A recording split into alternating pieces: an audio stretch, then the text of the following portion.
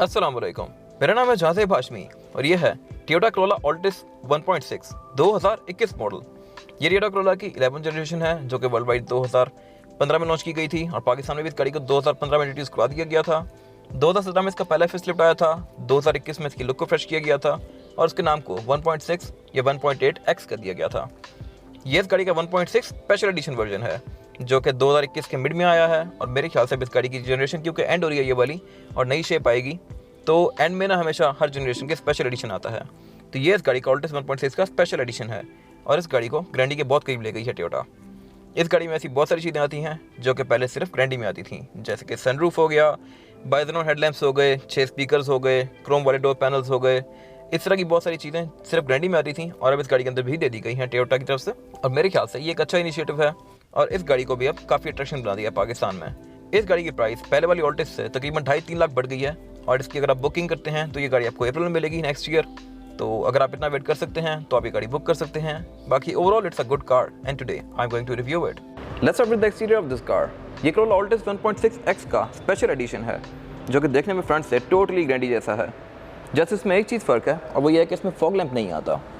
Altis में fog lamp शुरू से नहीं आ रहे और इवन इस गाड़ी में भी नहीं दिए गए, जो कि मेरे ख्याल से कोई इतनी चीज़ है नहीं रोकने वाली, लेकिन स्टिल ग्रैंडी से निकाल के उन्होंने ऑल्टिस में भी तक नहीं डाले। खैर, इस गाड़ी की ओवरऑल जो लुक है ये ग्रैंडी से काफ़ी हद तक सिमिलर है। इस गाड़ी की हेडलाइट्स भी अब ग्रैंडी वाली कर दी गई हैं। बाकी इसका फ्रंट लुक चेंज कर दिया गया था एक्स वाले फेसलिफ्ट के अंदर। अब इस गाड़ी में हेडलाइट्स भी ये बाइजोनल प्रोजेक्शन लैंप वाली आती हैं, जिसमें DRL भी आती है, ये बाइजोनल प्रोजेक्शन लैंप, पार्किंग और इंडिकेटर, और इसकी लुक भी काफ़ी मीन सी है। बाकी इस गाड़ी के बम्पर्स जो कि एक्स वाले फेसलिफ्ट में ये बल्कि कर दिए गए थे, इसमें जो साइड स्कर्ट्स आती हैं और फॉग लैंप ऑल्टिस के अंदर नहीं आते। और इवन इसका फ्रंट लुक भी काफ़ी मेरे ख्याल में इम्प्रूव किया गया है। इसमें एक ग्लॉस ब्लैक कलर का पैनल है जो कि सिर्फ वाइट में ज़्यादा प्रोमिनेंट होता है इस तरह। बाकी इस गाड़ी का ओवरऑल लुक जो है ये ग्रैंडी से काफ़ी मिलता जुलता है। इसमें फ्रंट कैमरा नहीं आता जो कि अगेन ग्रैंडी में आता है, इसमें वो चीज़ भी नहीं दी गई। बाकी खैर स्टिल ये एक 1.6 के ऊपर काफ़ी अपग्रेड है। इसमें ऐसी बहुत सारी चीज़ें हैं जो कि सिर्फ ग्रैंडी में आती थी पहले, जैसे कि सनरूफ। इस गाड़ी में सनरूफ भी है जिसकी बात मैं आगे करूँगा इस रिव्यू के अंदर। और बात की जाए अगर इस गाड़ी की साइड प्रोफाइल की तो ये भी बेसिकली हर कोरोला जैसी ही है, यहाँ पे कुछ खास नहीं है, ये सिंपल सी है। इसमें यहाँ पे ये एक करेक्टर लाइन दी गई है जो कि फ्रंट फेंडर से रेयर फेंडर तक कंटिन्यू करती है और ये डुअल VVTi की बैजिंग जो कि शोर को आती है कि इसमें डुअल VVTi टेक्नोलॉजी यूज़ की गई है इंजन में। और उसके अलावा इस गाड़ी में साइड पर साइड स्कर्ट्स दी गई हैं जो कि 2015 से 17 तक डिसकंटिन्यू कर दी गई थी और 17 से ऑनवर्ड्स पहले फेसलिफ्ट के बाद से ये फिर से कंटिन्यू कर ली गई हैं। इसके बारे में बात कीजिए इस गाड़ी के साइड मिरर्स की, तो इवन ऑल्टिस के जो स्पेशल एडिशन वर्जन है इसके अंदर भी ये रिट्रैक्टेबल नहीं है, ये मैनुअल से हैं, इनको आप हाथ से खोल बंद कर सकते हैं। बाकी एडजस्टेबल है, हीटेड वाला फीचर इनके अंदर भी नहीं आता। अगेन ऑल्टिस 1.6 में जो एक चीज़ ऐड की गई है स्पेशल एडिशन में वो ये है कि इस गाड़ी के डोर हैंडल्स अब क्रोम के साथ आते हैं जो कि पहले सिर्फ ग्रैंडी में आ रहे थे। इसमें एक क्रोम की फिल ऐड कर दी गई है जो कि इसकी लुक में एक छोटा शर्ट कर रही है। बाकी इस गाड़ी की ओवरऑल साइड प्रोफाइल नॉर्मल सी है।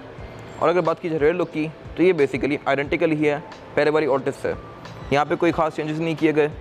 साइड पे जैसे कि बैज ऐड किया गया है स्पेशल एडिशन का जो कि पहले नहीं आता था। और उसके अलावा ये इस गाड़ी की टेल लाइट्स जो कि अगेन 2017 फेसलिफ्ट वाली हैं, इसमें ऊपर यहाँ पे क्रोम दिया गया है और बाकी LED बार्स दिए गए हैं। ब्रेक के लिए इसमें ये LED बल्ब्स आते हैं और इसकी ओवरऑल लुक जो है मेरी ओपिनियन में ये भी काफ़ी खूबसूरत है। प्लस ये ग्रे कलर में काफ़ी अच्छी लग रही हैं, ये हर कलर के साथ ही सूट करती हैं, लेकिन मेरे ख्याल में ग्रे में तरह उठ रही हैं। साथ यहाँ पे बैजिंग दी गई है कोरोला ऑल्टिस 1.6X। ये X का बैच भी 2021 में ही आना शुरू हुआ है। ट्रंक को ओपन करने के लिए नीचे यहाँ पे एक बटन दिया गया है। इसकी ट्रंक को आप 3 तरीके से ओपन कर सकते हैं, इस बटन से, कैबिन के अंदर से और चाबी से। और उसके अलावा एक चीज़ यहाँ पे जो ऐड की गई है स्पेशल एडिशन में वो है ट्रंक का मैट। ये मैट पहले रबड़ वाला इस गाड़ी के अंदर नहीं आता था ऑल्टिस के अंदर, अब इसमें एक रबड़ का मैट आता है, फिर उसके नीचे एक लेड आती है और उसके नीचे इस गाड़ी का स्पेयर टायर आता है जो कि स्टील रिम है। ये मैट पहले इसके अंदर नहीं आता था, स्पेशल एडिशन में ये ऐड कर दिया गया है। और उसके अलावा ट्रंक के अंदर इसकी पैडिंग भी आती है जो कि मेरे ख्याल से अच्छी चीज़ है और होनी चाहिए और इस गाड़ी में दी हुई है। इसके बारे में बात कीजिए इस गाड़ी के इंटीरियर की तो ये ऑल्टिस 1.6 का इंटीरियर है स्पेशल एडिशन का। ये गाड़ी बेसिकली स्पेशल एडिशन है और इस गाड़ी के इंटीरियर में और ग्रैंडी के इंटीरियर में अब मुझे 2 फर्क रह गए हैं। एक तो ये कि इस गाड़ी में लेदर सीट्स नहीं आती और दूसरा ये कि उस गाड़ी में एक ब्लैक कलर टोन भी ऑफर हो गई है जो कि इस गाड़ी के अंदर नहीं आती। बाकी छोटे मोटे चेंजेस हैं जैसे कि इसमें क्रोम डोर हैंडल्स नहीं आते, वो चीज़ ग्रैंडी के अंदर आती है। लेकिन इस गाड़ी के अंदर ऐसी बहुत सारी चीज़ें हैं जो कि ग्रैंडी में थी इसमें नहीं आती थी और वो दे दी गई हैं, जैसे कि आपके सामने है ये एंड्रॉइड पैनल अल्पाइन का, क्लाइमेट कंट्रोल, ये चीज़ें पहले इस गाड़ी के अंदर नहीं आती थी। अगर बात की जाए इस गाड़ी के स्टीयरिंग व्हील की तो स्टीयरिंग व्हील इस गाड़ी का 3 स्पोक है लेफ्ट राइट डिफरेंस स्पोक पे कंट्रोल दिए गए हैं। लेफ्ट स्पोक को जो कंट्रोल दिए गए हैं ये इस गाड़ी के मल्टीमीडिया सिस्टम के हैं।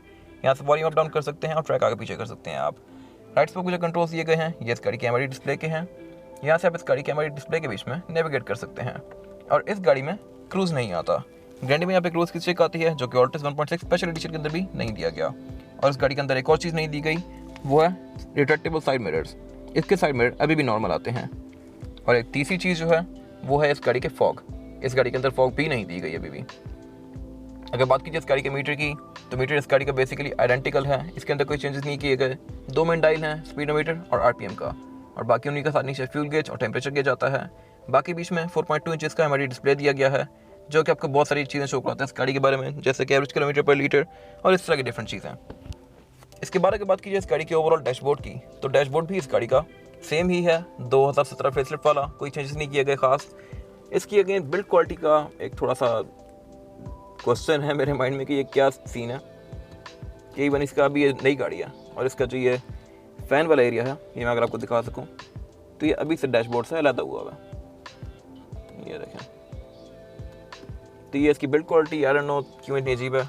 बाकी ओवरऑल इसका इंटीरियर ठीक है, नॉट बैड देखने में।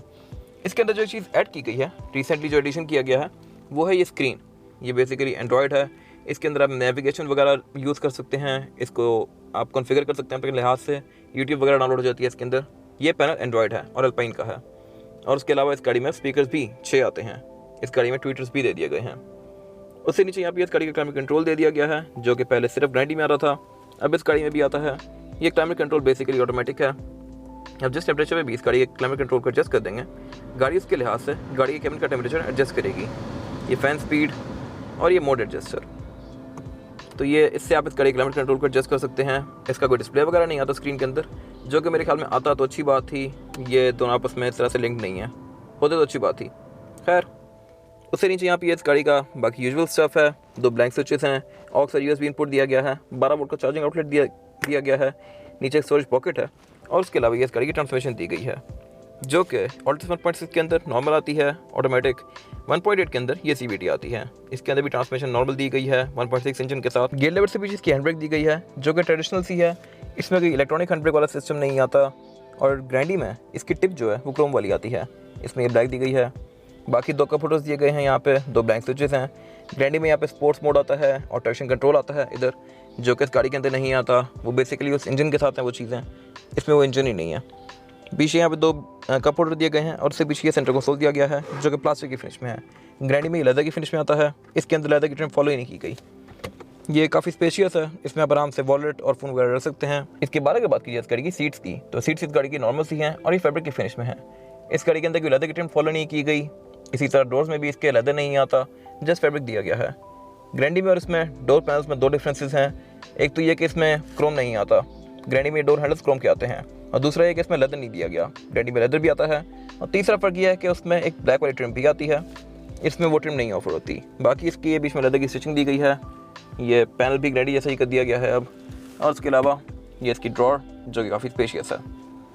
इस गाड़ी में एयरबैग्स भी डुअल आते हैं। साइड में टोयोटा ने ऑल्टिस में अभी भी सिंपल छोड़े हैं, इसमें कोई रिट्रैक्टेबल वाला फीचर नहीं है, ये ऑटो फोल्ड नहीं होते। बाकी ये 3 ब्लैंक स्विचेस दिए गए हैं और उससे ऊपर यहाँ पे इस गाड़ी का पुश स्टार्ट दिया गया है। इस गाड़ी में पुश स्टार्ट भी दे दिया गया है अब, जो कि पहले सिर्फ ग्रैंडी में आ रहा था। और जो एक और चीज़ गाड़ी के अंदर अब ऐड कर दी गई है वो ये कि इस गाड़ी के वैनिटी मिरर्स के साथ अब लाइट भी आती है। पहली लाइट अगेन सिर्फ ग्रैंडी में थी, अभी इसमें भी दे दी गई है। तो बेसिकली इस गाड़ी की ना बॉडी ग्रैंडी वाली ही है, जस्ट इसमें जो सीटें वगैरह लगाई हैं वो ऑल्टिस वाली हैं। इवन अगर आप इसकी रूफ देखें तो इसमें सनरूफ भी आती है, बीच में सनग्लास होल्डर भी दे दिया गया है अब, जो कि पहले सिर्फ ग्रैंडी में था। सनरूफ के कंट्रोल्स और इसकी अब जो केबिन की लाइट्स हैं ये भी काफ़ी ज़्यादा हो गई हैं। 2 लाइट्स यहाँ पे आती हैं, एक लाइट सेंटर में आती है और एक रेयर पैसेंजर्स के लिए। सेंटर में यहाँ पे एक ये सनग्लास होल्डर दिया गया है और सनरूफ के कंट्रोल्स दिए गए हैं। इस गाड़ी में अब क्योंकि सनरूफ भी आती है तो यहाँ से आप इस गाड़ी की सनरूफ को ओपन क्लोज कर सकते हैं और अप डाउन कर सकते हैं लाइक दिस। बंद करके अगर आप इसको अप करेंगे तो ये अप पोजीशन में हो जाएगी लाइक दिस। और इसके अलावा ऑल्टिस 1.6 के अंदर भी अब सीट्स 2 वे एडजस्टेबल हैं। इस गाड़ी की सीट को आप ऊपर नीचे भी कर सकते हैं और आगे पीछे भी कर सकते हैं। और इस गाड़ी का स्टीयरिंग व्हील भी टेलीस्कोपिक है। इसके बारे में बात कीजिए इस गाड़ी में रेयर पैसेंजर्स के लिए सीटिंग कैपेसिटी की, तो रेयर पैसेंजर की सीटिंग कैपेसिटी भी इस गाड़ी में काफ़ी ज़्यादा स्पेशियस है। ये कंपैरेटिवली एल्सन वगैरह सिटी उन सबसे ज़्यादा बड़ी है। इसकी लेग स्पेस भी यहाँ पे काफ़ी ज़्यादा है रेयर पैसेंजर्स के लिए, और हेडरूम भी मेरे पास गाड़ी के अंदर काफ़ी सफिशिएंट है। इस गाड़ी का हेडरूम पहले वाली ऑल्टिस से थोड़ा कंप्रोमाइज़ है इस तरह से, क्योंकि इसमें सनरूफ भी आती है, और सनरूफ जो होती है वो छत के अंदर फोल्ड होती है। तो इसकी छत का जो ये वाला एरिया है सेंटर वाला, ये थोड़ा सा नीचे है, और बैक पे यहाँ पे कोई इतना इशू नहीं है, बैक पे छत इसकी नॉर्मल ही है। तो बेसिकली इस गाड़ी के अंदर मेरे पास हेडरूम भी काफ़ी है और लेग रूम भी काफ़ी स्पेशियस है। कंपैरेटिवली ये जो सिटी वगैरह हो गई ये उनसे तो बहुत खुली है, सिविक से भी ये गाड़ी काफ़ी ज़्यादा खुली है। बाकी बैक पर इस गाड़ी में 3 बंदे आसानी से बैठ सकते हैं, तीसरा बंदा भी कंफर्टेबल होगा क्योंकि इस गाड़ी का फ्लोर बेड भी फ्लैट आता है। और उसके अलावा बैक पे यहाँ पे चार्जिंग आउटलेट्स भी दिए गए हैं रेयर पैसेंजर्स के लिए। इस गाड़ी में कोई एयरवेंट्स नहीं आते अभी तक, होपफुली नेक्स्ट जनरेशन में होंगे, लेकिन कोरोला ने इस गाड़ी में अभी तक एयरवेंट्स नहीं दिया कोई रेयर पैसेंजर्स के लिए। बैक पे यहाँ पे एक सेंटर कंसोल आता है इस गाड़ी के अंदर, जिसको ओपन करके आप as a cup holder use कर सकते हैं और एज एन आर्मरेस्ट भी यूज़ कर सकते हैं इसको। और उसके अलावा क्योंकि अभी ऑल्टिस 1.6 का स्पेशल एडिशन वर्जन है, तो इसमें सनरूफ आती है और कैमल लाइट्स भी बहुत आती हैं, जिसकी वजह से अभी यहाँ पे भी इसकी 2 कैमल लाइट्स हैं, और एक ये सेंटर में भी कैमल लाइट दी गई है, तो इसमें इतनी सारी कैमल लाइट्स आती हैं अब।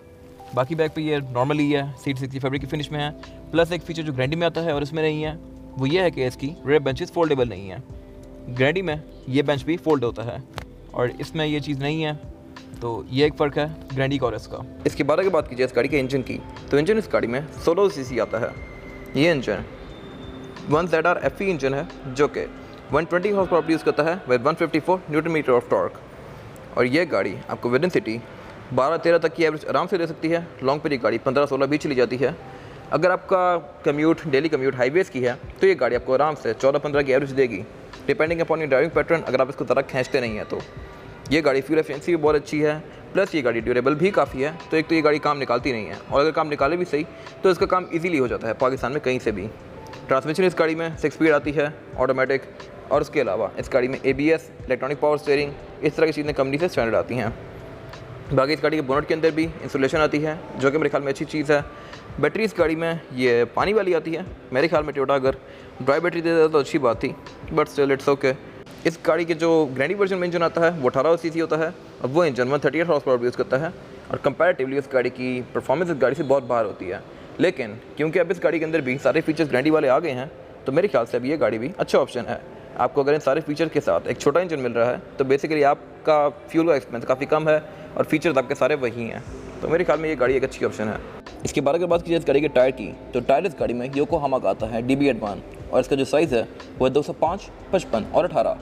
इस गाड़ी में 18 इंच के अलॉय व्हील आते हैं, जो कि मेरे ख्याल में काफ़ी खूबसूरत हैं और डुअल कॉम्बिनेशन में हैं, ब्लैक और एलुमिनियम के। और इसके टायर की क्योंकि प्रोफाइल कम है 55, तो ये देखने में भी काफ़ी अच्छा लग रहा है। प्लस ये टायर हैं भी अच्छे, और ये आपको आराम से 30,000 किलोमीटर तक काम देंगे। ये इस गाड़ी की फिजिकल की है, जो कि बिल्कुल ग्रैंडी जैसी कर दी है। पहले ऑल्टिस में एक की आती थी नॉर्मल सी, अब इस गाड़ी में ये रिमोट दे दिया गया है। इसमें 4 बटन हैं, लॉक, अनलॉक, ट्रंक रिलीज और पैनिक बटन। ये की पहले ग्रैंडी में आती थी। ये कोई खास प्रीमियम नहीं है, प्लास्टिक की है, लेकिन स्टिल एक अच्छा इनिशिएटिव है, और अब ऑल्टिस में भी आती है। प्लस इस की के अंदर स्मार्ट एंट्री वाला फीचर भी है। अगर आपकी गाड़ी लॉक भी हो तो आप इस गाड़ी को अगर यहाँ पे आकर टैप करेंगे, आपके पास चाबी हो, तो ये गाड़ी ऑटोमेटिकली अनलॉक होगी लाइक दिस। ग्रैंडी के अंदर एक फीचर आता है ऑटो रिट्रैक्टेबल मिरर्स का। आप गाड़ी को लॉक अनलॉक करते हैं तो उसके साइड मिरर फोल्ड अनफोल्ड होते हैं। वो चीज़ गाड़ी में नहीं है, क्योंकि इस गाड़ी के जो साइड मिरर हैं ये रिट्रैक्टेबल नहीं है। बाकी इस गाड़ी की ट्रंक ओपन करने के लिए रिमोट पे ट्रंक रिलीज किया गया है। इसको दबा कर रखेंगे तो इस गाड़ी की ट्रंक ऑटोमेटिकली ओपन होगी।